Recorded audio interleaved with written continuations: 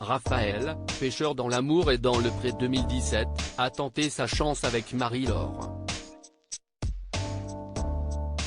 Mais voilà, le couple a rompu en plein bilan face à Karine Le Marchand. Alors que son ex-compagne est aujourd'hui en couple avec un autre participant au programme et que lui aussi a retrouvé l'amour, ce dernier a poussé un coup de gueule contre la production de l'émission. Lors d'un entretien pour le site Voici, il a fait savoir que, selon lui, ce qui a été diffusé n'a pas totalement reflété la réalité. Du moins si est ce qu'il a compris après la diffusion du bilan à l'antenne. Il explique, j'étais à l'étranger, mais plusieurs de mes amis m'ont dit que la production avait fabriqué un salaud pour faire le buzz.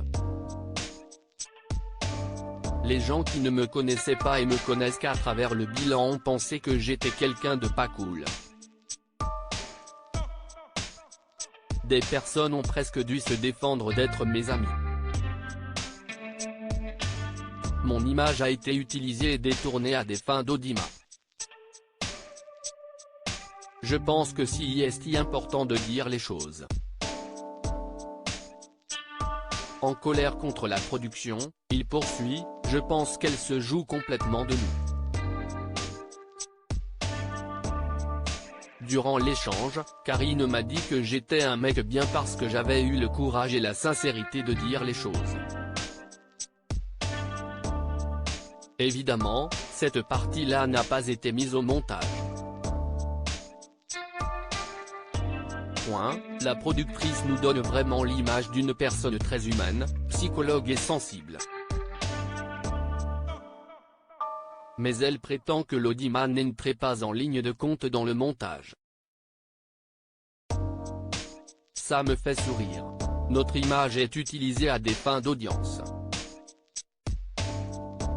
Une fois que la saison est finie, ces gens que l'on croit être devenus des amis, disparaissent. On nous a bien utilisés, hop on passe au suivant. Concernant sa rupture souhaitée avec Marie-Laure, Raphaël a fait savoir que cette dernière n'avait pas de raison d'être surprise, contrairement à ce qu'elle a pu laisser paraître. La séparation avait été discutée bien en amont. Si est elle qui a souhaité malgré tout venir au bilan sachant qu'on se quittait. Elle a même souhaité qu'on passe le week-end qui a précédé le bilan ensemble pour terminer joliment notre histoire. À aucun moment, elle ne m'a reparlé de la séparation qui était pourtant annoncée et actée depuis plusieurs semaines déjà, explique-t-il. Pourtant, la jeune femme a confié à Karine Le Marchand ne pas être au courant de cette soudaine rupture.